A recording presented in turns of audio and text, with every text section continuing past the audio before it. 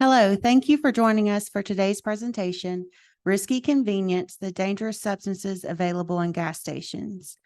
This is a program brought to you as part of the web series, Raising Resilient Children, Navigating Risky Behavior in Today's Culture.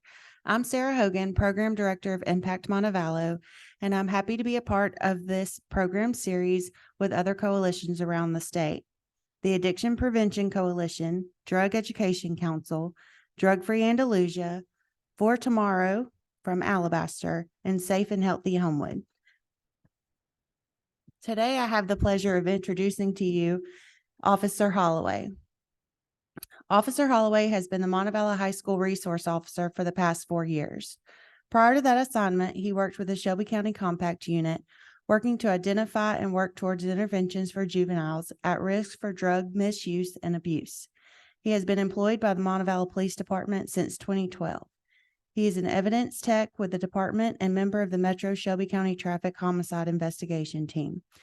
He is also proud to be the reigning co-champion of his Sunday School Bocce Ball tournament and member of his church's Wiggling Worship preschool church team. He enjoys spending time camping and traveling with his family to historic places, as well as learning about farming, building things, and sleeping in on Saturdays. He lives in Helena with his wife and 2 sons, ages 6 and 4. Thank you, Officer Holloway, for today's presentation. Thank you, Sarah. All right. Today's topic, we're going to talk about risky conveniences, kind of what's found in the gas stations. We're going to have our talking points. Computer will move. Yep, I'm trying.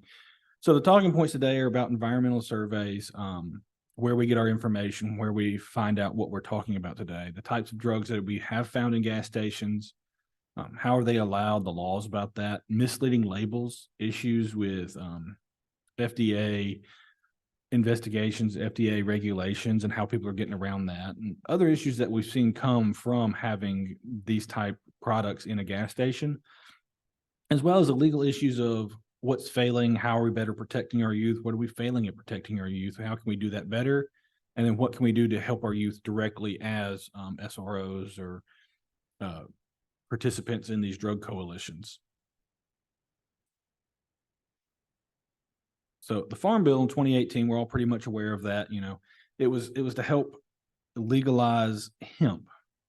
Hemp was already kind of legal, but we're having issues with the THC contents of it. So the Farm Bill came out to help make it a more viable commercial plant. It's used in the manufacturing of rope, yarn, burlap, and things like that. So with the Farm Bill, they said the strict definition that hemp cannot contain more than 0.3% of Delta-9 THC. It doesn't address uses of products that come from or derive from hemp, but you know, it does address things that have to be naturally found in the plant. So we're going to talk about a little bit more about that when we get to some of the other drugs and what's going on, some updates on that. So how did we find out what drugs to talk about? How do we find out what's in our gas stations? We use a thing we call environmental survey. A lot of y'all probably have heard about it, but many professions use it, even realtors. So, you know, you want to sell your house, the realtor looks and goes, well, this house sold for this much at this time, and this house sold for this much at this time. What are job opportunities in the area, grocery stores, things like that. And it helps them develop, you know, a price for your house. How much do you want to sell it for? When people are building homes or thinking about putting in a business, they're not going to try to put a business in on the back street. They want it on the front street. They're surveying the environment to see how much traffic they can get that will affect their profit. Well, so we're doing the same thing. We're going into these gas stations, stores, smoke shops. We even do this online. You can look at Amazon and stuff and just kind of Google search terms. And we go in and see what products are available. And we also talk to the members of the community and the employees. I talked to the employees and said, you know, what's selling, what's not. And they told me about what was selling well and what wasn't, or what area in a different city that product was selling better in, and they were just kind of bringing the leftovers down to this city. I do want to point out that all the pictures you see, or most of the pictures you see, are actual gas stations here in our area. It's what we're encountering. We're going to be honest and open about it. That way we can express and teach you as much as we can possibly do with what we know. So what drugs are popular with the kids? Really, it's what's available. You know, it doesn't matter. It's what's available. What can they get their hands on? and what they can afford. So we talk about what they can afford, and there's pictures of prices and stuff, and you'll see some vapes that are $20 a piece or $40 a piece, and you'll see gummies at a pack of 7 is $35. When we say low price point, well, the low price point comes from, after I talked to some of my high school kids, oh, my uncle buys them for me. He buys them, tries them. If he doesn't like them, he gives them to me. Well, that price point is now free. So, and it's easily available because my uncle brings them to me. So that becomes popular, with vapes have become the highway of drugs into the school. They're getting more and more concealable. They're getting more and more potent with what they're putting into it, how it's doing, and the smells. You'll be walking along and you'll smell something that smells like a cotton candy body spray or something, but it's actually a vape. And so trying to pinpoint who's wearing cotton candy body spray and who's vaping in the hallways or the bathroom during class change is difficult. And, speaking of the cotton candy stuff, kids are identifying with the strains. So a lot of these vapes and stuff, they're putting in, trying to think, Granddaddy Purple is a grapier kind of thing. You got the Blackberry Kush you see on screen. It's probably going to smell more like blackberries. So they're identifying with certain strains and how it affects them, rather than just 420, the old 420 we hear about all the time. So we're going to discuss that and move into it. And we have some examples of that. I said Granddaddy Purple, you've got Wedding Cake, Sour Diesel, the Blue Dream, Gelato. You have Gelato 41, you have different, lemon lime gelatos. So you got a lot of different things. Everybody's trying to get on this bandwagon and all have their own signature flavor, but then certain people are going, well, I want this flavor. So it may be Granddaddy Purple, but from a different company, it's going to be different. So we'll talk about that again as well. What kinds of drugs, what forms of drugs were found? What are we seeing? Our schools have a strict no outside food policy they try to enforce. And a lot of kids are like, why can't I bring snacks? Well, as you see on the screen, we have Cheetos, Fritos, Doritos. They're all THC infused. The Trolley Sour Bright Girl. We can't tell what's THC infused and not. And so, as the students figure out, as our kids are figuring out this, they're bringing them. But what about the kids who don't realize it?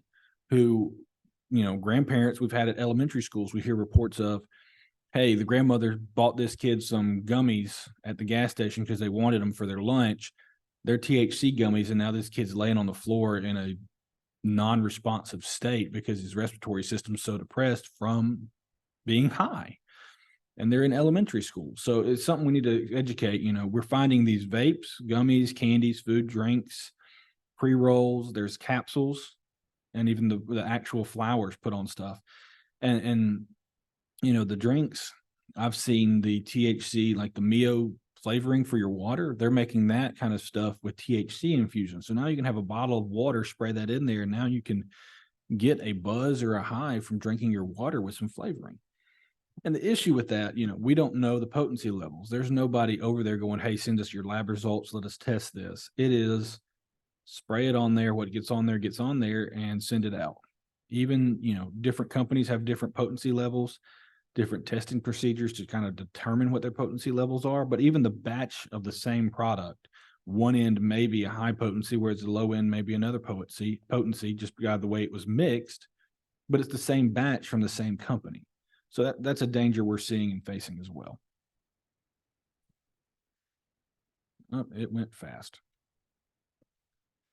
So the types of items found, meaning we've talked about what forms they come in, food, candies, and stuff. The types, we got the nicotine, which is cut leaf. We have pouches, cans, pre-rolls, cigarettes, all that stuff.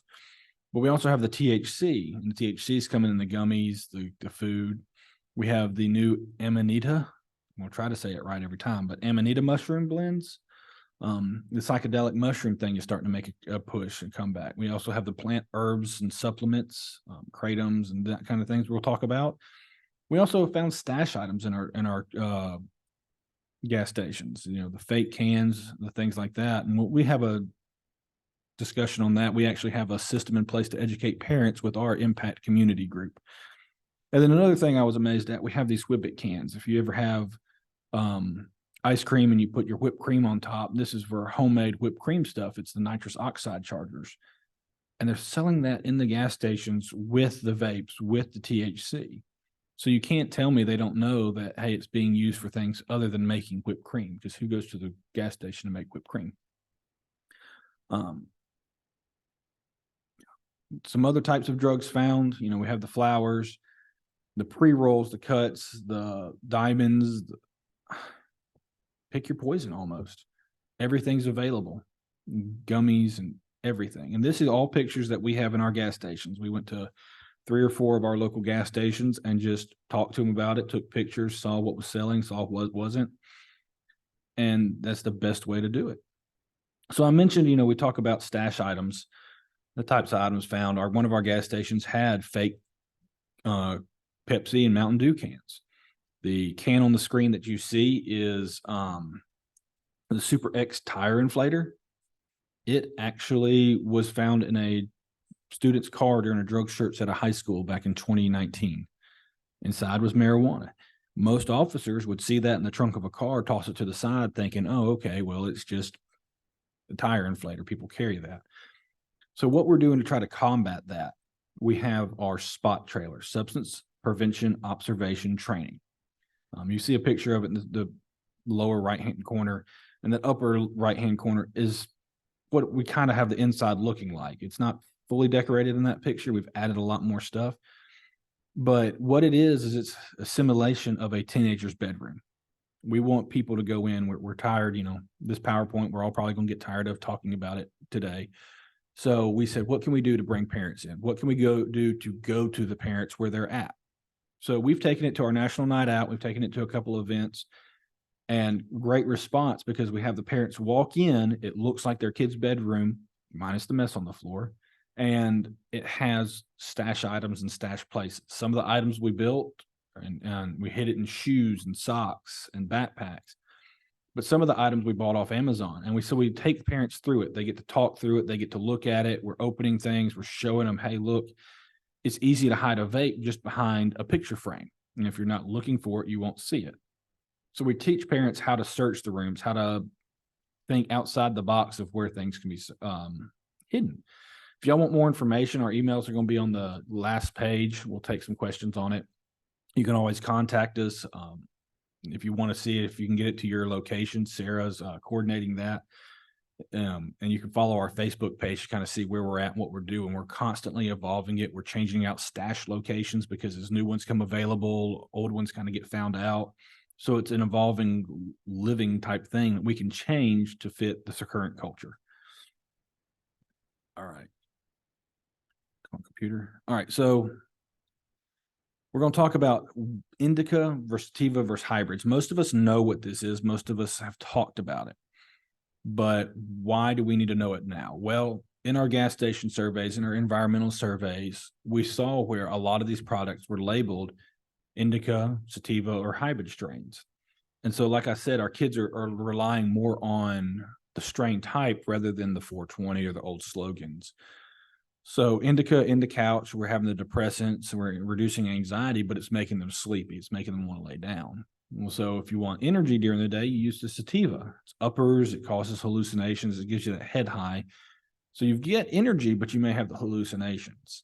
So we're trying to do that hybrid bolus soup. We're wanting both of them. We're wanting to see, hey, can we get the reduction of anxiety and the kind of that body high where my body feels good, that pain's gone, but I have energy so I can do my job and get stuff done. Generally, one is more dominant, so you'll see that, but you're going to see these as the products we talk about, the indica versus sativa and hybrid stuff. So what products did we find in the gas station? Try to show you this. So these were all listed as products in the gas station that we found. CBN, I'd never even heard of, but apparently we're going to talk about it. It's a different type of CBD. You're having the pure products, the Delta 8, the Delta 9, the THCAs, the HHCs, but we're also seeing these blends, the mushroom extract plus Delta 9 THC. Are they trying to get around the law? We're going to see about that, talk about it a little bit. But then you also have the Delta 8, Delta 10, Delta 11, HHC, THCP, where they're adding everything in. So again, it goes back to, well, what's the dosage? What's the batch like? How is it going to hit? Is it going to hit hard and heavy, or is it not going to have much. We don't know the ingredients. We don't know the tested results. We don't know the levels. And we'll talk about why that's an issue too. Delta 8 does not test like Delta 9. It shows up for drug tests, but as you can see on the right, it's a chemical cousin of Delta 8 or Delta 9. I'm sorry. Delta 8, which is a tetrahydroid cannabinoid. I'm going to say big words like that wrong this entire time, Sarah. Just going to be the way it is. Delta 8 THC is a psychoactive substance found in the cannabis sativa plant, of which marijuana and hemp are two varieties. So the Delta 8 is one of the over 100 naturally produced cannabinoids out of that plant, but it's not found in significant numbers. So, we'll talk about it in a second, but Delta 9 is the potent. Delta 9 is the heavy hitter, as they would kind of say. So Delta 8 does have some psychoactive effects, but according to users, it's half the high. And they often call it diet weed or weed light. So if Delta 9 is illegal and this is similar, why is it not? And we're going to talk about that when we get more into the legal issues and stuff like that. So hang tight with us. Do this. Sorry about that. My computer, I have to use the scroll pad and it kind of skips sometimes. So Delta 8 is becoming a bigger issue. We did this presentation a year or two ago, and there was a lot less of FDA reports of adverse effects. Recently, December 20th through 22nd, the FDA compiled their data, 104 reports of adverse event reports. Okay. Well, 55% of that required intervention, meaning they had to go to the hospital or get an ambulance to come. We've had that at our high school where somebody hit a vape. They told us, they were sitting in the room, said, this student offered me a THC vape and I took a hit from it and it started making me feel weird. And while they were talking to us, they passed out on the floor.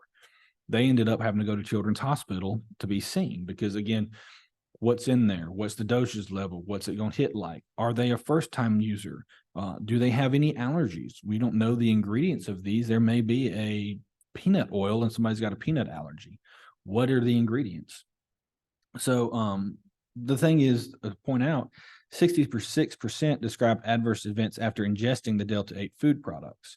And we can talk about that too, but what, again, the dosage. If you read the packaging, we've gone in and handled the packaging and read it. It says, this stuff kicks or this stuff fucks you up. They're very blunt about that. And they'll tell you, look, if it's 1,000 milligrams per single gummy, new users, you need to cut this thing in half and take a little bit.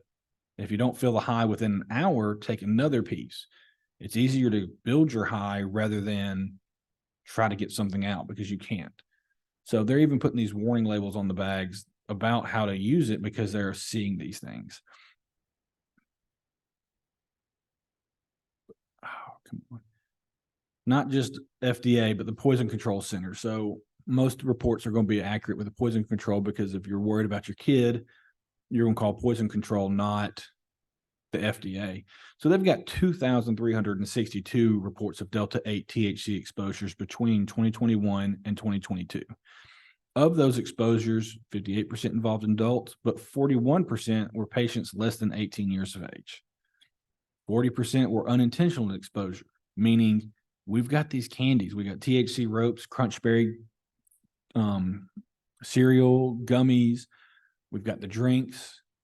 We had this issue with the nicotine juices. And recently, the flavored nicotine juices have been illegal. You can't buy them. Well, we were having nicotine overdoses and nicotine toxicity. 2-year-olds, 3-year-olds, little kids, were going up. They were going, oh, look, it has cherries on it and strawberries and oranges. And I drink that with my lunch at school. So this must be a juice and I want it. And they didn't ask their parents if they could have it. Parents left it out. Kids drank it, nicotine toxicity and deaths. Again, we're having this kind of exposure with kids. People are leaving their drugs out. They're not securing them. It's what's the harm? Weed doesn't harm. So 45% of the patients requiring healthcare facility evaluation were pediatric patients. So this is a bigger jump from the FDA reports. And even one pediatric case was coded medical outcome of death. So securing is something we need to be talking about with our groups, with our community as well. What are you doing if you're going to use this stuff, what are you doing to keep it out of the hands of the really young children, the ones who don't know any better, the ones who don't know how to ask any questions? So then Delta 9. Delta 9 is the most abundant form of THC. That's why it's the most popular. When most people say, hey, does that have THC in it? They're referring to Delta 9. It's what gives you that high, what triggers your brain to release your dopamine and go, ooh, yeah. That's why high feels so good to many people. But the dopamine comes at a risk, back we have the test results, hey, what's the dopamine levels of meth? Well, it's this amount. Well, what's the dopamine levels of sex? Well, it's actually less than meth. What's the dopamine levels of somebody who's eating a really good meal? Well, it's this. So when we talk about addictions and stuff, a lot of times it comes from what's your dopamine levels, that pleasure sensor in your brain. We have the sex addictions, we have food addictions, and we obviously know about the meth and heroin stuff. So you're getting a dopamine release, and there's other chemicals that go and affect your brain and make you feel well as well. But, with that dopamine release, as many as 30% who use the cannabis can develop a cannabis use disorder because of that pleasure sensor with its dopamine. They start going through withdrawal symptoms. They start having issues. And we're going to talk about how all these drugs kind of affect that and the different types of withdrawals and issues that people have from these gas station drugs. Another type, try to get to it gently and don't. Delta 10. Delta 10 is said to be less intense than Delta 8 and 9. So a very low high, but it's also supposed to be more of a head buzz than full body. So, you're getting this sativa. And as you can see on the product boxes, my brain's going blank for a second. Sorry about that. Product boxes, you see the sativa, the super sour diesel, the AK-47, the White Widow. They're looking for those flavors. They're looking for that sativa. Unfortunately, though, even though it's been out, because it's low amounts, it's not really known. The commercial side hasn't really developed it a lot. We don't have a lot of research. And we're going to find that on several of these drugs. There's just not that amount of research out. These companies are discovering it. They're seeing what it can do. They're going, okay, well, it can do this. And if I mix it with this, then I can get this, send it out. Send it out. So we don't have the medical research. We don't have the long-term research. And did it again. I'm sorry. Delta 11. Delta 11 is yet another naturally occurring trace element in cannabinoid found in hemp. Again, information on this is cannabinoid is very limited. One study we've read about while we were researching this presentation suggested Delta 11 is 3 times as intoxicating as Delta 9. But again, there's no research. All we have is anecdotal reviews or just users saying, this is how I feel. This is what I've gotten. And you see this package, it's Delta 11, but it's got indica, hybrid, and sativa, the purple punch, the White Widow, and a blue dream. And so we just seen the White Widow a second ago that was sativa. So we can tell these strains that kids are after are more the flavor kind of things, and you can adjust what's in them. Their chemical compositions of these things are getting so intense. People are changing hydrogen molecules just to get this or that. No studies have shown any of the properties of Delta 11 outside of its intoxicating nature. And it must be converted from CBD using chemical heat or chemical analysis, catalyst, not analysis. I'm getting ahead of myself. I'm sorry. So we've talked about our deltas. Some interesting things we did find out about THCA. Now, I hadn't heard about this until we were doing our environmental surveys. And there's a little bit of research out there. We were able to find some stuff. But as you can see, the glass shards, it looks like diamonds. They call it a lot of diamonds. Has that appearance of meth. Well, what it is it's the precursor to THC. So as the plant's growing, it produces this THCA. And they found it and they're like, oh, it's this tetrahydrocannabinolic acid. So, this is the precursor for THC. Well, when we ingest THC, it starts breaking down, and our drug tests actually look for THC COOH. That's the chemical makeup of metabolized THC that we're looking for in the urine test when we're testing people. But THCA, it's this white in color. It's 99% THC. It's almost completely pure. But it's inactive. It doesn't produce any psychoactive effects. If you were to take that crystal and eat it, reports say, lab says, you're not going to have any psychoactive effects. However, and this is where these companies are going, hey, look, we can do this. It's legal because it's not THC Delta 9, We'll put it into our pre-rolls. We're going to put it to these vapes. So it's THCA. But as soon as it's hit with heat, it could be even sunlight from our studies that we read, sunlight, lighters and stuff. When heated, these convert to THC. They turn into the THC delta 9s. They turn into that, but they have to be heated first. So now when you're putting in this pre-roll, it's THCA. It's non-psychoactive. But we all know the pre-roll, you're going to light it and smoke it. Well, light, fire, heat. Heat is now changing the chemical makeup of that. How do we test that? How do we go against that? One thing the government has gone against, THCO. So THCO, why is the federal government gone against it? And, February 13th, 2003, the DEA officially declared it illegal. It's prohibited. It's a scheduled controlled substance. You cannot have this. But why? We have THCA, we have THC, all the other ones we're going to talk about, Delta 9, Delta 8. Why is this illegal? Well, it does not occur naturally in hemp plants. Delta 9, Delta 8, Delta 10 all occur naturally, different amounts, different process to get them. But the only way you could get THCO is to take Delta 8, Delta 9 THC and put it into a lab and synthetically create THCO. Now, doing this, it's significantly higher potency than Delta 9, thus producing the intense psychoactive effects, sometimes reported as 3 times greater than THC 9. Research has not been shown to confirm these reports. Again, these are all just users are saying, because how do we test your high on a chemical scale or on a scientific survey with a machine? Again, your high, it depends on your brain function, your tolerances, how you ingest it, your mindset. But there was enough to say, hey, look, we're taking this out. So Delta 9 and now THCO are federally illegal. And we're going to talk about the rest of them and go, well, why just those two? Can we start expanding it and looking at what we're going on? I'm sorry, I was trying to use this scroll pad on my laptop and it is just not cooperating with me. THCM. This is an important one as well. As you'll see on this side, the THCM, it's combined with THCP and THCH, which we're going to talk about in a little bit, in this Area 51 flavor of THC. But it has nothing behind it. We don't know what it does. The only thing we've used it for is to identify cannabis use up to 5 months before birth. So if you had your baby, they test the fluids and they can say, hey, look, within the last 5 months, you used cannabis.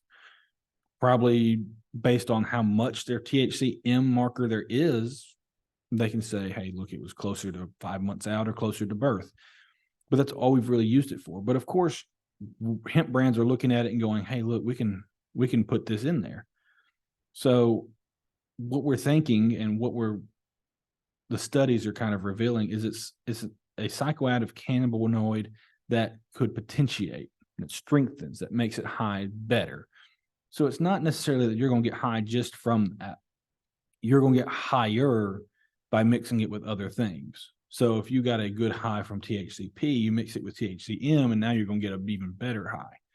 That's why you'll see THCM a lot of times combined with others to create a better high. It's just what it is. They're trying out everything, potentiators we're going to talk about in a little bit too. But if you're snorting things, you use a nasal decongestant before you snort, that's a great potentiator. So we're putting that into this automatically with other things to make it a better high. All right, we'll try to scroll again. It's just going crazy as I'm going as slow as possible. So HHC, we've seen this a lot, even in our city, in our town. I've got pictures from schools and stuff. It was created in 1944. So way back when, all they did was add a hydrogen molecule to Delta 9 THC. It's hydrogenation. It changes the Delta 9 THC to something completely different. So Farm Bill illegal. Hey, Delta 9, it's illegal. You can't have it. Okay. Again, we're changing the chemical composition. The laws haven't caught up. Now we have HHC. Kind of the same thing, even a little bit more potency. But again, that's not been tested. We're getting what people tell us. So Maybe it's better potency, maybe it's not. Reports from users generally describe it as somewhere between Delta 8 and Delta 9 because it is changing the chemical construction of the THC. It's going to change the way it actually binds and processes in our bodies. So it's not as good, maybe. So less of a high. But it is something to be careful of, be watching out for. We've seen it a lot here. It does provide a decent high. And we do have a lot of it in our gas stations and vapes and stuff. Please stop doing that. I'm sorry, everyone. This computer is worked the other day, and now it's sliding everywhere. So THCP, we saw that was mixed with the THCM a second ago. THCP is it's a variation of Delta 9, I guess. But a lot of people call it THCP. It's an organic cannabinoid, very similar to Delta 9, which is the most abundant cannabinoid in marijuana. And it was first identified in a particular marijuana strain. And it's chemically manipulated CBD extracted for legal hemp plants. So to produce enough THCP, it's very minutely found, but to produce enough, it must be made in a lab because there's not enough in an actual cannabis flower to cost effectively extract. And they're saying it gives even more of a high than the Delta 9. You know, it's kind of similar to the Delta 9. We're having to chemically extract it. It may be part of it. You know, again, we need more research, but it may be part of that Delta 9 process that is part of the great high. And now that we're pulling it apart and saying, hey, look, this part of the molecule gives you the high, we may be extracting it. But it's so minutely found that we're having to produce it in the lab. We're having to do this. But I think you're going to see this one start taking off as people start taking it, as they start trying it and going, hey, look, this is giving me a better high than anything else. Again, THC 0 is made in the lab. It's illegal. I just think our laws are not catching up, and we may see this one made illegal, simple as THC 0. THCO is illegal. We'll see THCP made illegal as well. Again, we just have to talk to our lawmakers, start explaining to them. We have to get the research. Our hospitals, our clinics need to start doing the research on this stuff. These things are coming out faster than we can really keep up. So THCX is another synthetic cannabinoid. It is a type found in cannabis plants, obviously, but is a man-made compound with similar effects to THC. It's not the same. So what we read about this and try to remember correctly is it's a mix. You may take this THC and that THC, THCA and THCP or whatever, and you mix them together somehow chemically to create THCX. And it's, again, a different one. It binds differently to the body. It's going to have different effects. If you look at the products we kind of have over here, you have the guava gelato and the blue dream combined, the dragon fruit and Georgia pie combined. Again, it needs more research. It's difficult to find out. Most of our research, you know, we're checking Mayo. I've read some articles from Mayo Clinic, but our healthcare, I won't say hospitals, but our healthcare facilities, the ones that test this, one that put out the research, just aren't having an amount of research that's coming out. Most of the research you can read about is coming from High Times and vape magazines and stuff that they're testing it within their own labs and providing the reports. We need some independent research coming out about this stuff. We need to find out exactly what it is. I'm going to try to tell you in this presentation as much as I know about it, but I'm not an expert. This is just from me going to the gas station and looking it up and trying to read as much as I can about it. And I'm sorry, I know we have one there. THC. Come on, computer. THCJD.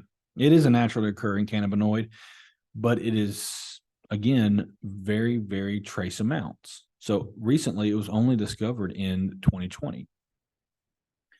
So we're still learning about that. I remember, you know, I've said it multiple times. It's all about the research. In the picture you see, it's got Delta 8 PHC, THCJD, and THCP mixed in. And there's two different indica and sativa blending in the vape. So we know it's intoxicating. We know that a lot of people have reported it. It's basically consistent results of being high. but we have no studies about it. We have no research. According to the users, the properties are more sedating than energizing. They get the euphoria, they body high, that calm, and mellows you out. But we don't know about any of the medical research or any advancements on that. It's just another one that we found in our gas stations. We're trying to research, we're trying to read about. But having been from 2020, we have a lot of learning to go. So THCH, again, it is the second most psychoactive cannabinoid in hemp following THCP, meaning it hits harder than THC9, THC10. And we'll provide a graph towards the end of this about kind of showing you where we're at, what we're talking about, and how they hit. Might be a little bit more helpful. But this, it's indica. It's going to give you that kind of spaced out, relax your body. It's going to hit your mind. It gives you that out of the world body high, according to users. They're saying it's also lasting longer. Again, research, we couldn't find anything, but they're saying, it lasts twice as long according to users rather than the normal ones we have. So please go check your gas stations. If you find out more research, let us know. If you see things, let us know. I'm always willing to learn. Another one for me I saw. And so when we saw this in our gas station, it was part of, I think, gummies and stuff, but a nug run sauce. So it's a cannabis concentrate exclusively from nugs. It's not from the shake or the trims that's common of making most of this stuff. Usually these are the buds that are perfectly fine, but rejected for sale because they just don't look good. So they're extracting all the THC from them, and you'll have the live resins and stuff like that, but they're higher quality. They were going to be those that got smoked. They were going to be those that were sold as flowers in stores. But because they didn't look right, they're still high grade. They're just not looking pretty. So we're going to turn them into this oils, and you'll have a nug run sauce. And these will generally be more expensive. Oh, please come on, computer. So PHC is a synthetic cannabinoid that is again derived from delta-9. It was designed to convert to 99% THC once it enters the body. My mouth is dry and I'm out of water. We should mention that this is going to recreate more high. So this is kind of like the THCA, except THCA again requires heating to turn it into THC. This is converting into your body. One of the things that's come out in recent years and has been popular is the floor strippers. A lot of the drug guys I talk to, they say, hey, yeah, people are taking floor stripper just from Home Depot, the typical floor strippers. It has to have a certain chemical in it. But when you ingest it, your chemical body's reaction, your metabolism, you turn it into a GHB type substance. So, this is similar to that. You take it in, it's this. As you metabolize it, it turns into PHC. There have been reports of overdosing, no deaths, but nausea, diarrhea, vomiting, stomach cramps, very unpleasant. But we don't have it around long enough to determine, what are true effects, what's the long-term use of it, how's it going to affect you. So let's do this first. CBN, it's CBD with a high. It gives you that high, but it's only 25% effective. It's mild. I saw this in our gas stations. I was like, CBN, what is this? So CBD and CBN are both coming from the plant, but the CBN has THC in it. So they're saying, you'll have these medical kind of things from CBD, but you can also get the highs. Hemp-derived supplement. CBD in larger doses can produce mild psychoactive reactions. So again, it's kind of like the Delta 10, Delta 8, the diet weed, the half weed. And we'll try to slide to this one. And let's go in again. So this is our chart I was talking about. We're not even talking about THC-C today or THC-V. As you see, the CBN, it's very low high. It's down there on the bottom of the chart. And then we have the Delta 10, the Delta 8, the Delta 9 about midway. Well, THCO is hitting higher than Delta 9. And that THCP is really hitting high. It's 33 times probably more than THC would be. So we're looking at, we're finding these more potent reactions. We're finding these more potent THC cannabinoids that were found in the plant. So when you see these, the best thing we got to teach parents, what's the side effects? Immediate side effects. You're sleepy, your anxiety goes up, or it goes down. You can't remember anything. You're kind of irritable about stuff. What are the reactions of people? So, I may have two students that took the same vape pen, but one is almost catatonic because he's so tired and sleepy, and the other just can't remember anything, but still has energy. Reactions of different people will be different. They're not person specific. The effects always won't look the same from person to person. And again, you can hand two people the exact same product and they test it. There's different reactions. Well, what was the dosage in the product? What dosage do they ingest? How do they metabolize it? So long-term, we're seeing more and more results. You remember cigarettes, we used to advertise to pregnant women, smoke Marlboros, they're the favorite. Dentists are saying 99% effective for your stuff. As we've had these long-term studies, and we had these long-term realizations of what's going on, we're seeing the effects. Cigarettes, man, if you talk to a high schooler today, cigarettes are nasty. They don't like the smell. They don't like the look. They don't like anything about cigarettes. They're nasty. But these vapes, they're kind of like, whatever. But we're seeing, dependency, memory loss, the paranoia not going away, psychosis is building. And because of the concentrates in these, the THC is 99% concentrate or whatever, we're having a lot more withdrawal symptoms when usage has stopped or lessened. People are starting to really become dependent on them. So again, we talked about it, side effects of cannabis use: dry eyes, dry mouth, confusion, short-term memory issues, being habitual offender, or not offender, but habitual abuse. The product we talked about, the gummies, it said, take this amount, don't take any more. Well, if you're taking all the bag at one time and you're abusing that, what's going to happen? These kids, I talked to them at school, again, they're going to the bathroom, they're sneaking in classes. I said, if you can't go 8 hours without it, are you an addict? Because they're trying, they're figuring out, hey, how can we do this? It's more important for me to hit this high than it is to complete this test or eat my lunch. I need to go find a place to hit this.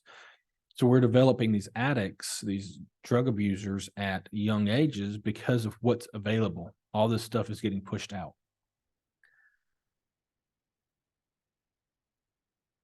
Come on. Here's a slide between. So what can we do? In 19 different states, they've started banning specific THC cannabinoids. We talked about THCO and Delta-9 are federally illegal. But in your state, what's legal? So your municipality could say, hey, look, we're tired of it. We're banning THC-JD. We're banning HHC. We're banning THCP. So, municipalities in different states are starting to wake up and saying, we're not waiting on the federal government. We are going to start taking care of this. So if we can get research together, we can see that this is a problem. We start seeing data. We can go to our lawmakers. We can go to our legislation and say, hey, look, we need to look into this and start doing this because other states have done it. One other thing, we're going to move on from the THC. We talked about it earlier. I mentioned it, the whippets. Why are you going to the gas station to make whipped cream for anything? So it's this nitrous oxide, and it's becoming a thing. The picture you see on the lower right-hand corner is at a gas station. To the left is Delta-8 Caviar Kush, and to the right is a nicotine vape. And in the middle, we have whipped cream chargers, the little silver things, kind of like CO2, the little CO2 BB guns would use. But these are full of nitrous oxide, the laughing gas, which, hey, look, we've all used it at the doctor's office when we have root canals or wisdom teeth taking out or just some other things. It's laughing gas. The thing is, these dentist offices, they're running high flow oxygen as well to mitigate any health issues.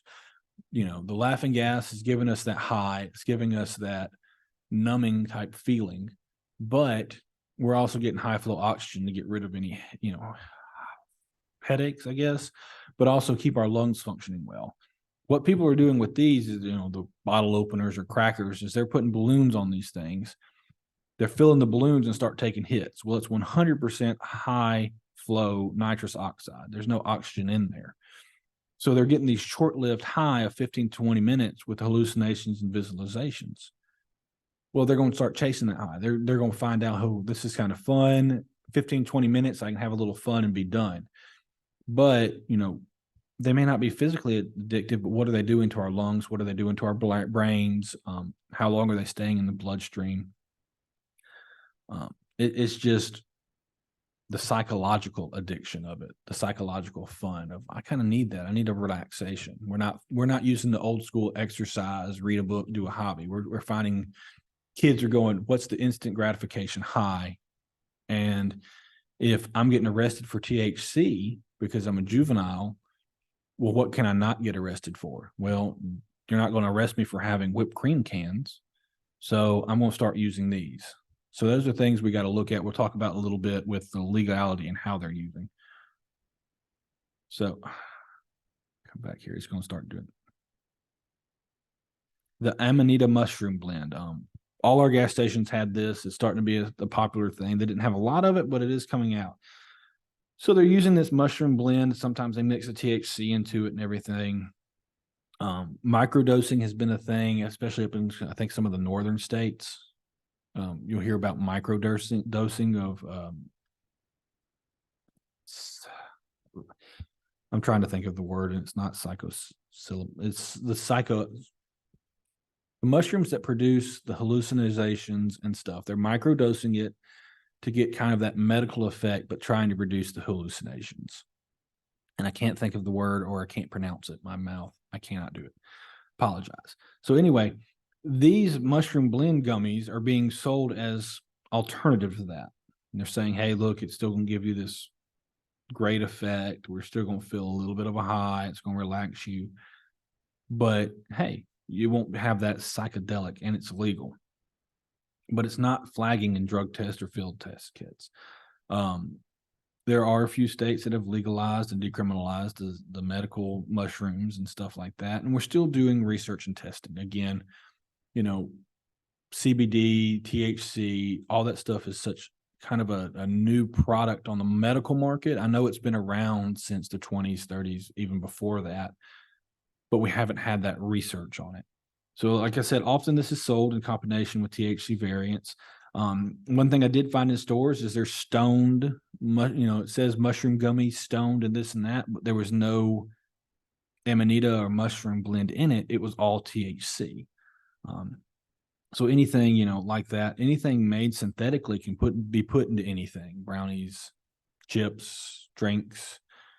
So if they're synthesizing, it's just a spray on thing.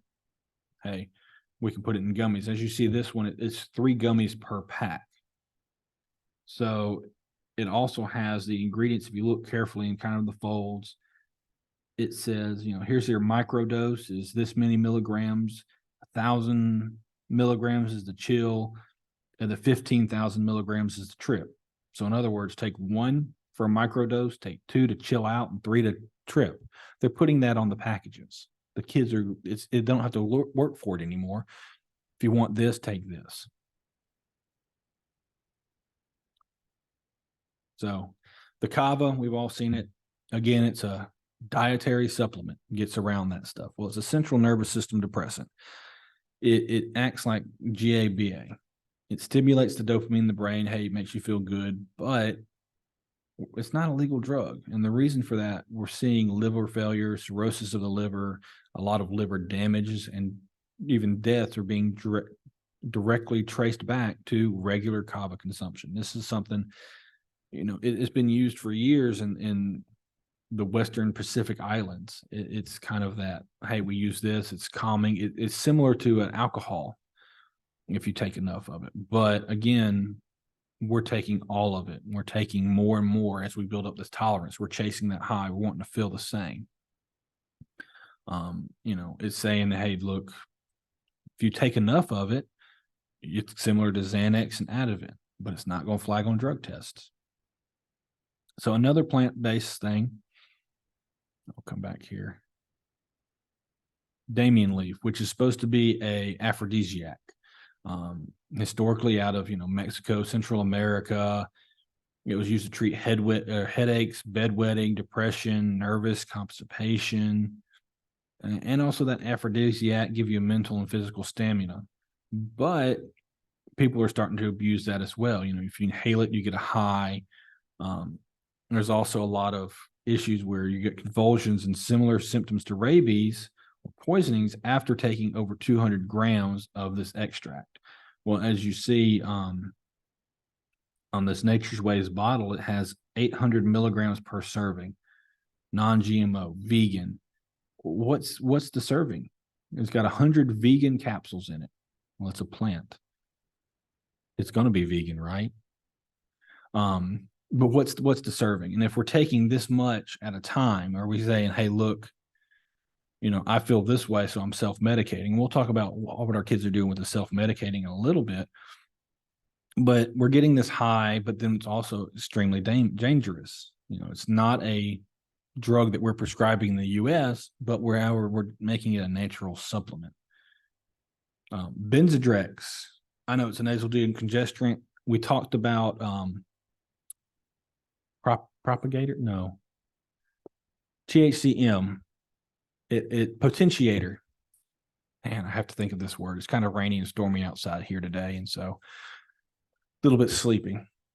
The potentiator. It is not a potentiator in this sense. What they're using this for is a stimulant. So, if you're using this normally, you inhale it, it opens up your membranes, it helps your sinuses decongest. Hey, you'll feel awesome. You may only buy 1 or 2 of these entire capsules a year to use. We're finding people with 5, 6, or 10 capsules. They're breaking them open, they're soaking them with lemon juice, and then sucking on them. Well, in the concentrations that they're getting, it's providing the same high as methamphetamine. They're causing serious harm to themselves, heart problems, mental health problems, or death could be occurred because it's designed how you sniff it, and you don't need a lot of it. But when we're abusing these things, we're breaking them open, they're taking them out. It's just a cotton swab, and they're sucking on it with that lemon juice after it's been soaked, and they're getting that high. Another one they're using, we'll talk about in a minute. Dollar General's providing. We'll get to that. It's on my list. I want to talk about this one, though, the Frenzy Red White. They're the same product, but it's phenibut and kava extracts, and it's mixed with vitamins and chemicals. Oh, hey, it gives you this, it gives you that. It's stimulating, again, our dopamine receptors in the brain, and it's giving the similar effects of an opioid. We'll talk about Tiana and Zaza and how they're illegal now, but these are coming back and taking the price of it. They're promoting, hey, here's a mood booster. You can get that chill without a crash, feel better. It's calming you. It'll build your alertness and focus. But again, on the label, it says dietary supplement. So the FDA is not regulating it. They're going in and having to test them, and they're looking at it, and if it's against the FDA regulations of how you're advertising, they'll do something. But as far as the ingredients and the proportions and the dosages, there's nobody checking. It's just these companies. Okay. And the Akumama. So it's again another alternative to kratom. It's marketed as a painkiller and sedative. You can either crush it up and put it in a capsule, or it's a brown seed, almost kind of looks like a cocoa seed or coffee before it's ground. They'll ground it up, but if you take enough of it, you're getting results that resemble the effects of cocaine. Again, those receptors are getting it. It's causing hypertension, depression of the central nervous system and your respiratory system. But you can order it on Amazon. I didn't necessarily know about this drug when I was researching, but as I found out more and more about this, it's again that dietary supplement, that mood booster, the alertness enhancer, those key words we have to focus on in the gas stations to try to figure out, hey, what's in these. And then we have, come on, Zaza and Tiana. So in 2021, Alabama, where we're at right now, said, hey, look, this is a Schedule II controlled substance. Tianeptine is out. We can't have it. It's gas station heroin. A lot of states have followed or were leading charge on this. But again, I don't know if Georgia has made it illegal or Florida. But as an example, if it's not illegal in Georgia, well, if I live next to the border, it's 10-minute drive over. I can go get it from their gas station and come back home. These are giving such extreme addiction. They're hitting those opioid receptors that, I was watching some documentaries on it, researching. These people, they're addicted. They'll spend hundreds of dollars a day. So the bottles you see here, hey, it's got 15 capsules. Those 15 capsules may cost them $45 to $50 for that bottle. And they're buying multiple bottles because as their addiction grows, as their tolerance and their dependence grows, they're needing it more and more. They're taking 15 capsules just to get up in the morning, and then they take 15 more at night to kill that withdrawal symptoms. And from the documentaries and stuff I was reading, the withdrawal symptoms are similar to heroin: the shakes, the sweat, the nausea, the vomiting. They're having to have it. And it really sticks out. One of the people that they were interviewing, I guess the drug abuser would be a correct term because I don't want to call him an addict. They were saying, I've got my kids. I've got my 11-year-old. I don't want to lose them. It's hard for me to afford this addiction. We don't have a car. We walk an hour one direction to go to this smoke shop to buy them, to walk an hour back home to take them. And I have to take them every day. But they're not illegal here. Where they were living at, they said they're not illegal. We can have them, we can possess them. So I'm getting this heroin type high. I'm getting this opioid high. But if I'm caught with them by the police, they're not taking my kid. They're not taking me to jail. They're a legal substance. Alabama said, no, not anymore. We've taken care of that. I know other states have followed, but they are bad. And that's why we took care of them. But we're seeing that Phenibut, we're seeing that products we just talked about coming back and taking their place. We're finding alternatives.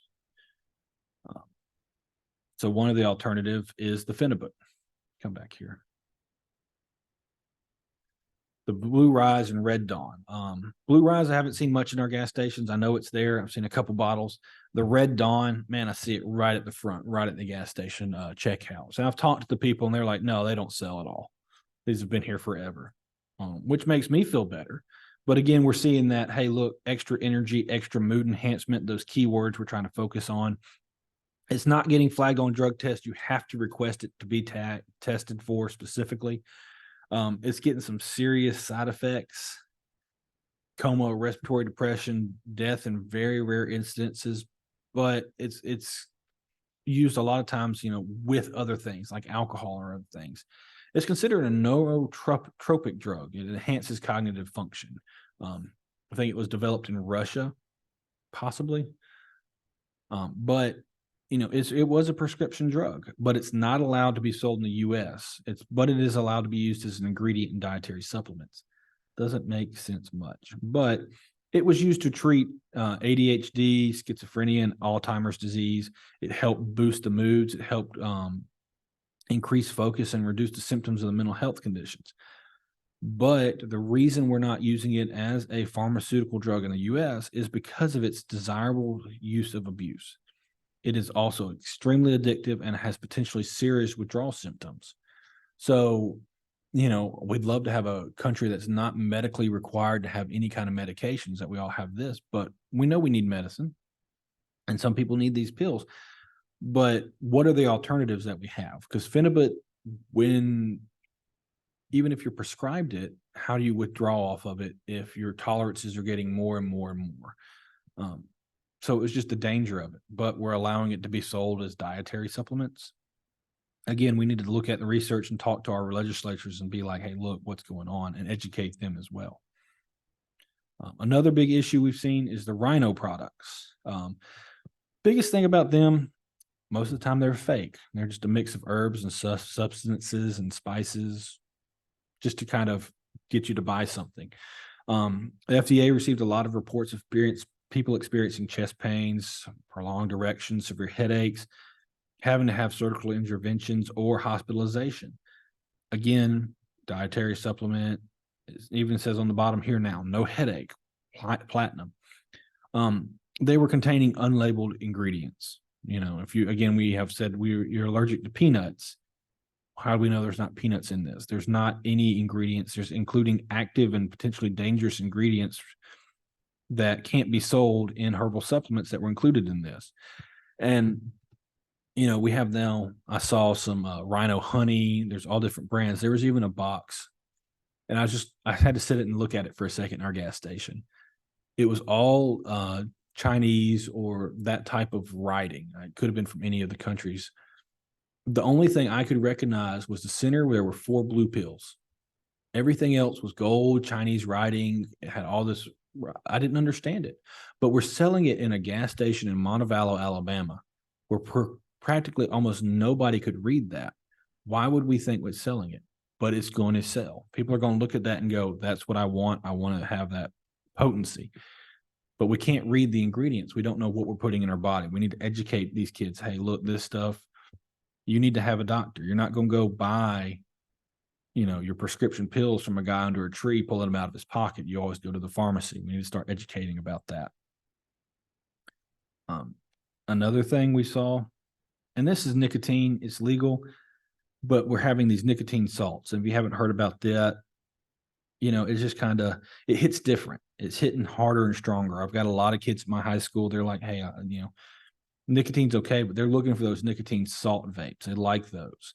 It's got the benzoic acid. So it's not the same salt you find in the sea salt or your food salt. It's a different type of salt, but it provides a more energy. It has a stimulant effect to it. It's not the typical nicotine. They're adding stuff to it. So as they're adding stuff to it, you know, what's the next step? Where are we going to go from there? The other thing, it's kind of gone down now. Maybe one box in a gas station we saw, kind of not very popular, is illegal lean. You know, wrappers came out, the double cup purple drink. It was mixing Skittles and Sprite and codeine syrup all together, and you had this drink that you could get high from. As we found out, hey, look, we're not really good about that. Legal lean is supposed to substitute for it. It's supposed to be kind of like it.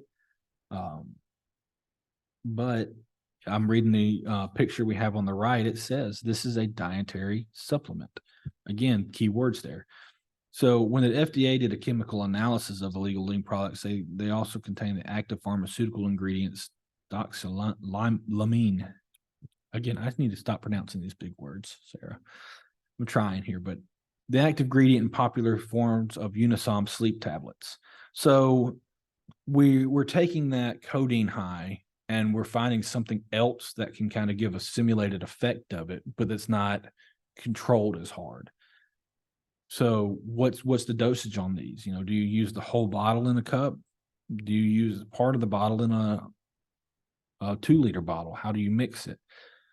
We're not seeing that, but we're also seeing that some formulations of this, because it's not regulated, it's not tested, they've got different makeups, different flavors, are having some of the quantities of kava and kratom, making it more unpredictable. You know, we talked about it earlier, the dosage, the chemical makeup, even from batch to batch. You know, if this is a syrup, what happens if it's set for a couple hours before they poured it into the bottle? Did it separate? You know, what kind of solution is it?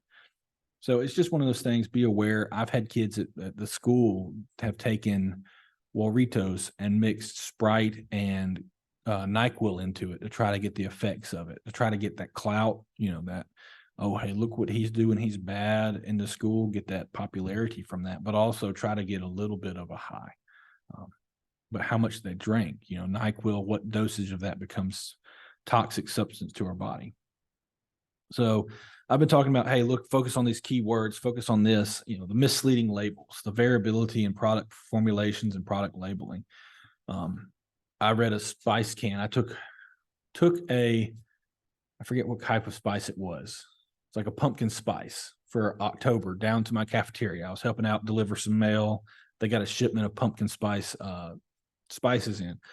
I took it down there, walked in, handed it to them, and said, that's awesome. They're like, oh, good, it's here. I was like, well, what kind of spices are in it? I turned it over and looked at the ingredients. The ingredient list was spices. You know, Obviously, it's spices. It's a spice bottle, but what other spices? I had the same thing with vapes. I was giving presentations to kids with vapes, and I said, okay, well, what are the ingredients? They said, oh, it must be this and this. It tastes like cotton candy. I said, no, it says nicotine and other proprietary ingredients. That's all it says is two ingredients, but we know it has more. So these misleading labels, it's simply labeled hemp product, non-psychoactive. I saw a lot of them that said in compliance with the 2018 Farm Bill, legal product. How do we know what they are? You know, the FDA is not inspecting or controlling ingredients for the herbal supplements. Remember the spice craze, they would sell it as potpourri, not for human consumption, or even just flat out false products, you know, like the rhino stuff. We don't know what's in it. They're advertising this, but when tested, it's coming back with completely inconsistent ingredients. We also got the vegan and gluten-free with the marketing products. You know, how do we market this to people? I saw somebody that said gluten-free potatoes. Well, potatoes are naturally gluten-free. But if we're not paying a careful attention to this stuff, we're just looking at the words that pop to us. We're going to go, oh, hey, that's what I like. I like to see this. I like to see that. What colors affect us? We also have to pay careful attention to those key words, that mood enhancers and dietary supplements. You know, if we start really focusing on those, we're going to see a lot of these products are consistent about the phenibut or the different things they have in it, and we're going to see a lot of abuse out of those products. So legal issues, we've mentioned this. We've said we talk about it. You know, the changing chemical makeups, like the issues with spice. We're changing molecular structures. We're hydrogenating THC to make HHC. We're heating this. THCA is legal, but then when it's heated, it becomes THC delta 9. So then it's illegal, but hey, it's already in your body.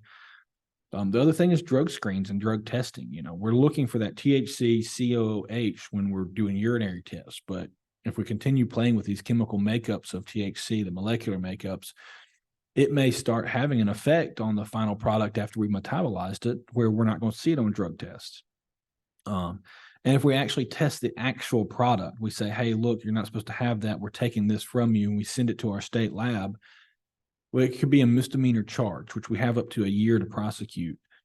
The lab testing alone could take a year to a year and a half.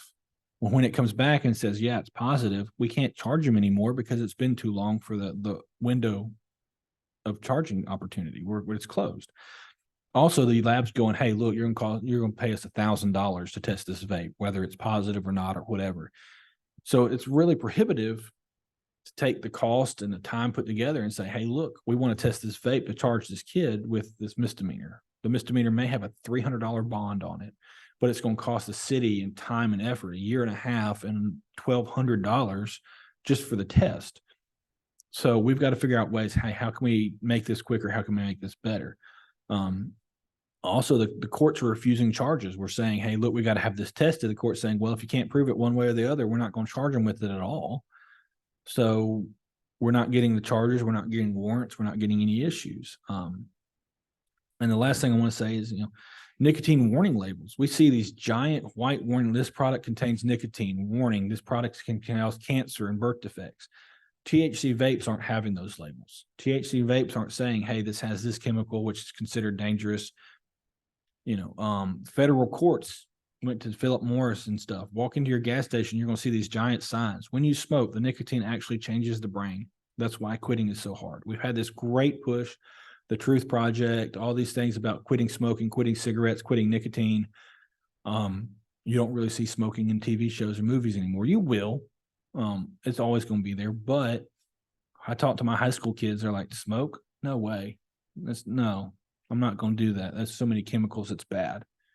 But we haven't had that giant push on vapes yet. We haven't had that stuff. We're trying. We're showing them stuff. But they're like, I didn't know that. Just because it's legal does not mean it's safe. And we're learning that all the time. So on a legal update, Alabama, congratulations. I'm happy about this. It's going to make my job a little bit easier because for years I've been able to write vaping citations to students who have a nicotine vape. But a couple of years ago, they changed the law where it said nicotine or any other substance in that product. They took out any other substance where it's just nicotine. So they kind of tied my hands. So anybody with a nicotine vape in my school, they got a ticket. They had to come to court and had to go to a vaping substance class. There was no court cost or anything. They just had to sit with their parent through a Zoom meeting because of COVID. And we went over for a couple hours about the dangers of vapes, and then they had to take a test. Simple. Once they did that, it was dismissed. Well, they started figuring out any kid with a THC vape in my school, I can't write a ticket to because it doesn't contain nicotine. So it doesn't fall in that nicotine product category. And juveniles not charging them with it. They don't want to arrest them because the testing and the cost of that. So the school would suspend them for possession of a vape because it met the electronic delivery device definition in the code of conduct. But as far as criminal laws, my hands were tied and I couldn't do anything. So we've updated it. We've activated this act. I don't think it's quite out yet in effect. Recently passed. We'll have to research that a little bit more, talk to our DA's office because I haven't been able to find the code for it. But any psychoactive cannabinoids shall not be sold, distributed, marketed, or possessed by anyone under the age of 21. If you sell it to them, you're guilty of a Class B misdemeanor. They're also having to lock them up. A lot of our gas stations we've gone to, they've worked with us. Used to be a lot of these products kind of were in front of the shelf, easy to grab. Most of our gas stations now, they're locked behind a glass container. If you want it, you've got to ask the cashier directly to either come unlock it or hand it to you while you're purchasing it. They're not just going to hand it to you so you can walk out. And it's got to be sold in child resistant containers. We'll see what that kind of comes into as a definition. So if you're in possession of it for these kids that are in my high school, it will not be less than $50 nor more than $200 on a subsequent conviction. On a third subsequent conviction, $400. But, they did put this great thing in there. And what I enjoy, I don't think tickets and I don't think we should rely on court and fines to change the behavior. I think we need to use education to change behavior of our students. Education explaining why to them. They always ask why. We need to explain to them. So they did put this in there where community service may be assigned by a judge in lieu of fine. So we can still do our classes. We can have them do a productive thing for the community, pick up trash, paint something, do whatever, instead of these fines. So I think that's wonderful. It's going to give us a little bit more of a grip on able to interact and force these kids, I guess would be the more correct term, to listen to us. We can talk at them all day, but we're again just talking at them and only a little bit gets in. When we can have more of a focused reaction from them, they're going to have more of a focused reaction back with us. So big thing, we're talking about high schoolers, talking about these dangers, what they can get, what's available to them. Well, what they can get is stuff online. They can order things from out of country that may be legal out of another state. We're having this thing, you can ship alcohol directly to your house. Well, they're supposed to check when they drop it off with adults and age verify, but are they age verifying? We're also having this, drug sales and drug language on social media. When I was at Compact, it was rampant. You'd log in and there were certain people that were just the drug guys. They didn't care. They posted it out there. Nobody was doing anything about it. It was just there. So they're advertising. I saw one guy, he had a cereal box full of marijuana bags. He's like, hey, look, this is my cost. Here's where I'm at. Hit me up on my link. So they advertise. They're using secret codes, emojis, or they're just putting it out there straight up. Here's what I've got. Once contact is made, they'll move from Snapchat to maybe WhatsApp or Signal or Telegram. They'll move to a more encrypted one, so it's harder to get into, and they can talk one-on-one instead of using the chats and the comments where everybody can see it.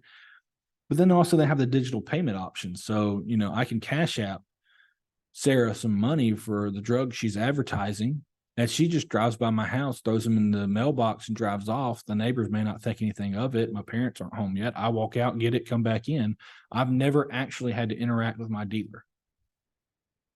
But here it is in my mailbox delivered to me, all off social media.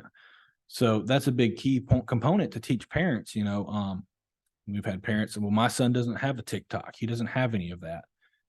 Where's his phone? Here it is. He's got 3 TikTok accounts, his main account and his spam accounts. So educating parents and people on what's going on. A lot of places are talking about Snapchat bans because of how dangerous it is for kids. This slide is from the DEA. It's kind of what they found in most of it. It's not inclusive. It doesn't show all examples. But you're seeing, like in the cough syrup, we talked about purple drink, the codeine, the lean. Well, there's grapes, there's purple. The mushrooms, obviously mushrooms. Percocets, you got the pills, the P's, Xanax, again, the pills, the bars, because Xanax comes in bars. So they're using this messaging, and they can have entire conversations without saying the bad words. I see it even on Facebook Reels. I've seen the smoke symbol and somebody doing something kind of crazy and be like, "Oh, hit too much smoke." It's easy to put it out there, and older generations or people who are not familiar with it are going, "I don't understand what that means." Oh, well, and not trying to learn. We got to put this stuff out there for our parents. We got to put this out there for our teachers too.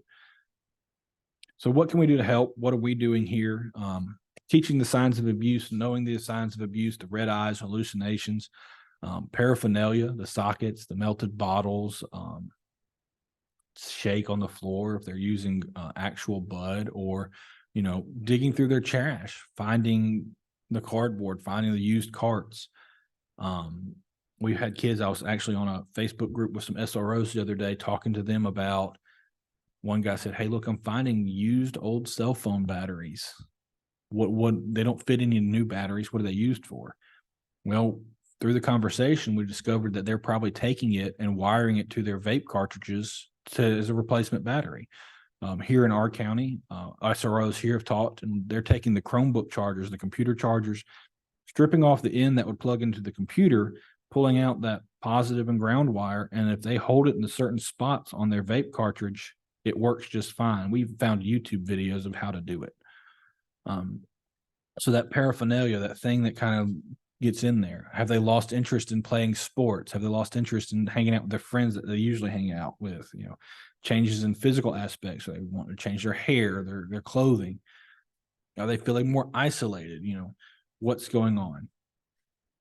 Engage in discussions about it. Talk to them. A lot of these kids I talk to is deny, but if you spend enough time talking to them and trying to get to them and you build that rapport, I actually have a lot of them that will come and say, "Hey, look, yeah, I'm having this issue. What can you do to help besides what I'm doing?" Self-medication is where a lot of this is causing for problems from. Yes, we have the kids that are just chasing the high, that just want to do it, but we have a lot of kids that, "Oh, I'm fat. I don't feel like I fit in. I'm different. I like this and nobody else seems to like it. I don't know what's wrong with me. So I take these drugs, I smoke this to feel better." Or my peers, my friends say, "Hey, if you smoke this, we'll have more fun." The other day I had a parent, he came into the school, he brought it to me and the principal, he brought an entire bag, about 12 vapes, nicotine, salt nicotine, and THC vapes. He said, "My daughter had a sleepover and I found these. What in the world do I do? Well, how do I do this?"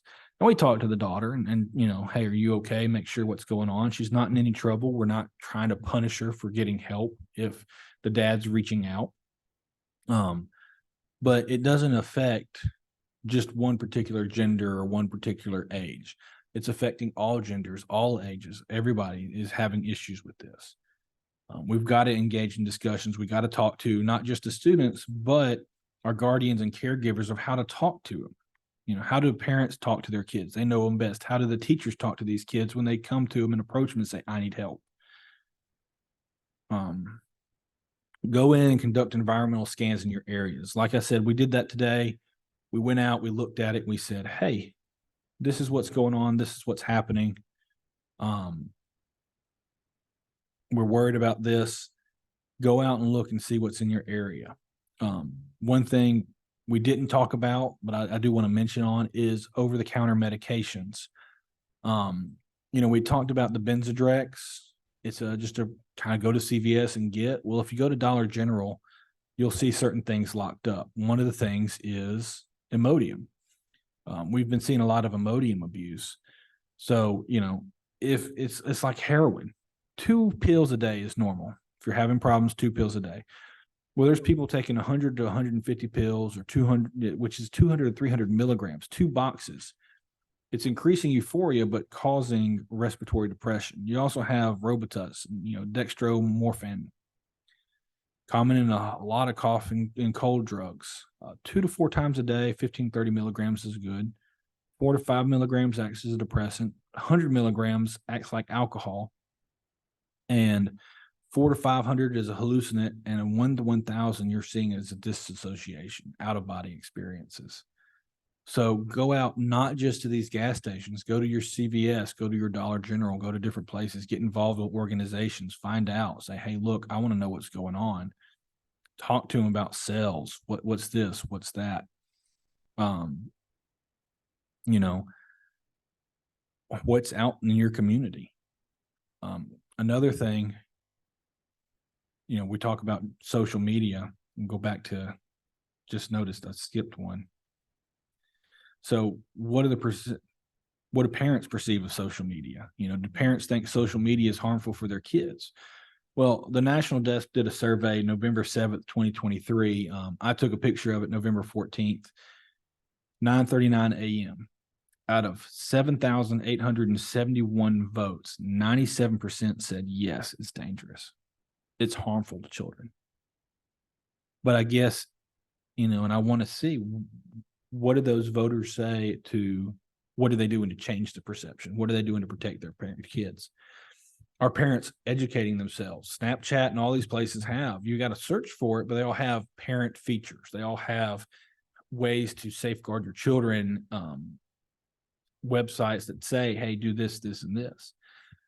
Are you knowing what apps are on your phone? You've got the calculator apps, you've got this, you've got that. Do we know what's on their phone?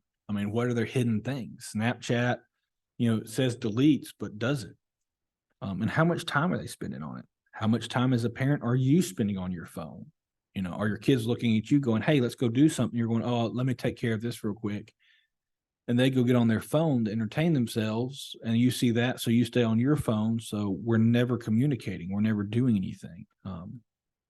And if we're on our phones, and I don't have Instagram, I don't have TikTok, I just have Facebook. But even from Facebook, you have influencers that you watch. There's people you follow for their information. Who are your kids following? What are they watching online?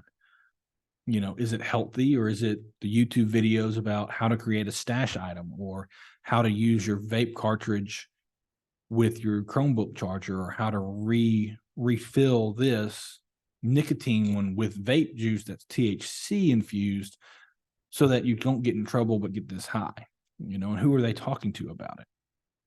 It is so much out there.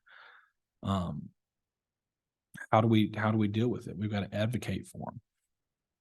Another thing, go back up to here, the issues from sales in these locations. What kind of problems are we seeing based from these gas stations? Recently, our area, we had a burglary. He left money on the cash register, $200 in it, a couple dollars were actually visible on the counter. He only went after the THC products. They targeted that specifically. Also, I was looking, trying to research, hey, what is in this based off of these wholesalers? Our gas stations, they don't just order. There's wholesalers that come in and say, hey, here's our catalog. Look at this. What about this? Hey, you want to increase your sales? Have you seen these? These are selling like hotcakes here. Why don't you sell them here? Some areas see higher sales of certain products than others. We may have in our city a higher sale of the vape products, whereas another city has a higher sale of the gummy products. Talk to your gas station people. A lot of times they own gas stations in different cities and can tell you about that. Look at the placement of the products. Our gas stations, man, our biggest problem, you walk in the door and the vapes and nicotine and everything else is in a giant cabinet in front of the door. There's no way to get into that store except passing that door. Also location of it involves where the alcohol is. If you look at the lower left picture, you see the colorful little balls. They kind of look like juice balls. Those are buzz balls. They're 15% alcohol by volume. So very concentrated alcohol content. Well, when I went and looked, I saw those and I went, wait a second. To the right of them is these clear toy tanks. So draw back, push forward, tank toys. There's candy on the left. These things are surrounded by toys. What kids are going to look at them and go, oh, look at this juice. I want this juice. So we need to talk to our gas stations. We need to talk to our store owners and say, hey, look, I understand it's about profit. It's about making money. Gas does not sell as well and make as much money as the inside drinks and stuff do. But we need to look at how to separate it. So when our kids come into these gas stations, they're not met with drugs and alcohol in the face, just trying to buy a candy bar and chips. And on that note, we're talking about reputation in the community. There's gas stations here, as an officer, I just don't go to. I don't want to see the alcohol, the vapes, all this stuff in my face. I go to them and do my environmental surveys. And if I, see kids with vapes, I kind of go figure out where they're coming from, which gas station. But I'm not going to go spend my money in that gas station. I go to other gas stations, and talking to community members, there's a lot of them that are like that. These gas stations are selling the clean urine and drug washes, the U-Pass. It says fetish urine for fetish play, but they're selling it with a hand warmer. It's got notebook paper on it and called U-Pass. Obviously, we know, and we've caught kids trying to use this. We've got to speak up. We got to say, hey, look, I'm done with it. The protesters you see in it are from Atlanta. They said, we're done with this high call volume drug sales at this gas station. They said, no more. We're done. We want it shut down. We want this closed. And I don't know the outcome, but Atlanta did have a hearing on a nuisance property to possibly revoke the business license of that business. It is possible to do if you're having a problem like that in your community. The rows up top, you look at it, that is a crack pipe. The DEA says they are selling crack pipe paraphernalia in our gas stations. The I Love You rose is simply a crack pipe for $2.99. So don't just focus on the vapes you're seeing, the THC stuff, the dietary supplements. Look around, what clothing are they selling? Are they selling marijuana strain clothing or whatnot in the gas stations? What about these crack pipes? It's going to tell you a lot about your community. If you're going in there and they've got boxes and boxes of these crack pipes and like, yeah, we sell these all the time, you're going to be able to figure out what drugs are in your community. Go in and look. Figure out what's going on and then advocate. And I promise you we're almost done. Advocate, talk to our policymakers, talk to your local city councils, maybe start there. If you don't know who your national policies or state policymakers are, talk to the lawmakers, go into your gas stations, take and do your environmental survey and talk to your police department, and then go back to, your lawmaker and say, hey, look, why don't you come with me to the gas stations? Here's what information I've found. Let us go look together. Figure out ways to encourage your lawmakers to come look at this and educate themselves or educate them on it. And encourage businesses to not carry these products. Or, hey, if you're going to have these, can you put them behind the counter where there have to be a request only and not out in front where these kids come in and see them? We've had a lot of success talking to several of our businesses, a lot of our gas stations we've talked to and said, hey, look, can you move these products back? We understand you sell them as part of it. It's your right to, but if you don't mind, will you work with us? And they moved them back. Some of them said, no. And are a constant call for service for our police department to have to go down there and deal with people disorderly or high or DUI or fights at a one gas station. We know we have a higher call volume at that one gas station than all the others. And that one gas station sells a lot of these products. So we have to advocate and talk to it and see what's going on and talk to our city and go, hey, look, we're having this problem. So our kids, the mentality has changed. It's not harmful. It's just water vapor. It's not going to do anything. They use what they know. They see their parents are using vapes because, hey, I can use it in the car and it's not smelling like cigarette smoke. It doesn't burn holes in my clothes. So we're normalizing the use of drugs in popular culture. The lean from the rappers, any celebrities going, hey, use this vape. Hey, I like this product better. Ooh, these gummies. Snoop Dogg. When we say the name Snoop Dogg, you obviously think marijuana. Well, I saw that commercial where they have that, not a full length lighter, but the extended reach pocket lighter. And Snoop Dogg's selling it. And Martha Stewart's there like, yeah, lights candles just great. But educated, we look at that and go, well, there's a subcontext they're not talking about. They're talking about a way to use that lighter to light up a bong and not burn your fingers. It'll reach in and light what you need to without burning your fingers. So we're normalizing it. We're hiding messages. We've got to change the way we think to be able to advocate for our kids. We've got to look at things the way a drug user or abuser would, somebody who's searching for it, to try to advocate for our kids. So if you have any questions, feel free to reach out to us. I apologize if we went a long, long time. I try to keep it short, but there's just so much out there nowadays. It hurts my head. It's incredible what's out there. And again, I try to do some research on this, but there's just not much out there. A lot of the stuff we read from High Times or the Vaping Magazine. So if you have questions, reach out to us. I hope I didn't waste your time. I hope you learned something and that you maybe not enjoyed it, but did get something that you can use today. If you find out something that you think we should know or have some information about something we talked about that we didn't speak on, email us and let us know. I'm always willing to learn. I'm always willing to try to do better for our kids, because in the end, this is all about our kids. And if you'd like more information about our spot trailer, especially if you live locally, send an email to Impact Montevallo, and we'll see what we can do for you.